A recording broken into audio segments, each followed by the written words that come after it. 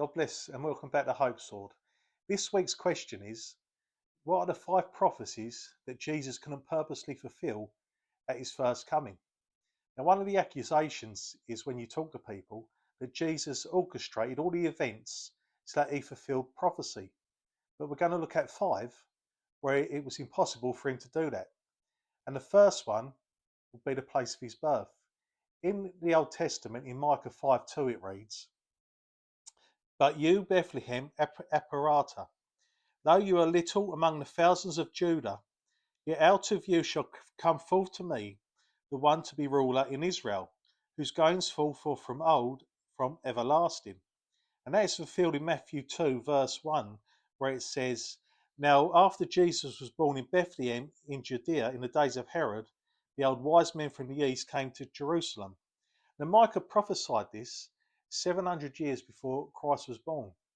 So Jesus, obviously, he couldn't orchestrate where he was going to be born at because he was a newborn. And the second one we're going to see is about where Joseph and Mary fled to Egypt. Now, in the book of Hosea, chapter 11, verse 1, it says, "When Israel was a child, I loved him, and out of Egypt I called my son." And that was fulfilled in Matthew 2:15, where it says, "And they were there until the death of Herod, that it might be fulfilled which was spoken by the Lord through the prophet, saying, Out of Egypt I called my son." Now Hosea prophesied this 700 years before Christ was born. You know, Jesus couldn't tell his mum and dad while being a toddler about fleeing to Egypt away from Herod. He obviously couldn't orchestrate that event either.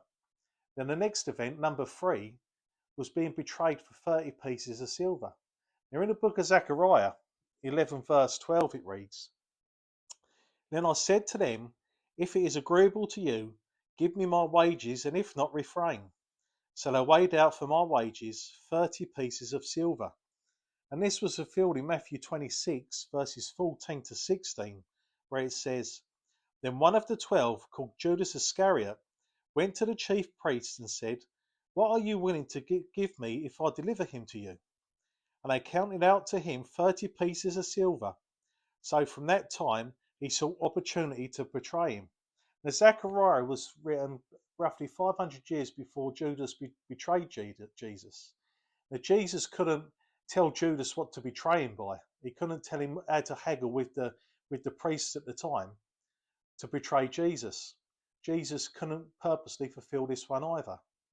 And then in number 4 is being crucified in between 2 criminals. In the book of Isaiah 53 and verse 12 it says, "And he was numbered with the transgressions, and he bore the sin of many." In Mark 15:27 to 28, where it's fulfilled, says, "With him they also crucified 2 robbers, one on his right and the other on his left. So the scripture was fulfilled which says, And he was numbered with the transgressors."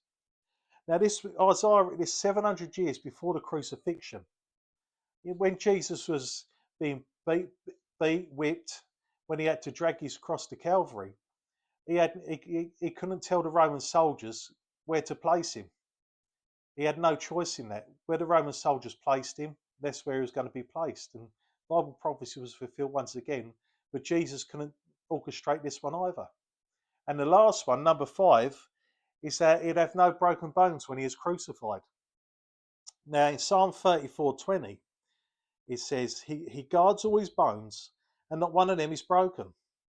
And this was fulfilled in John 19:33, where it says, "But when they came to Jesus and saw that he was already dead, they didn't break his legs." Now Psalm 34 was written 1,000 years before the crucifixion. Jesus couldn't tell the Roman soldiers not to break his legs because he was dead, and he couldn't orchestrate that one. So we got 5 prophecies, and he fulfilled, there's estimates, nearly 300 prophecies in his first coming. There's 5 that he didn't purposely fulfill, that he had no power over the events. So when people come and ask about that or say that he purposely fulfilled all that he'd done it so he fit the criteria of the Messiah, he didn't. The prophecies speak for themselves. So as we can see from the scripture, Jesus didn't orchestrate all of it. But Please like and subscribe to the channel. Share the videos. We really appreciate it.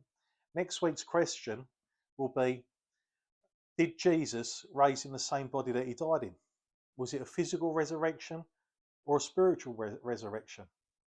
But thanks for listening, and join us next week as we continue to give Christians hope to pick up the sword. God bless.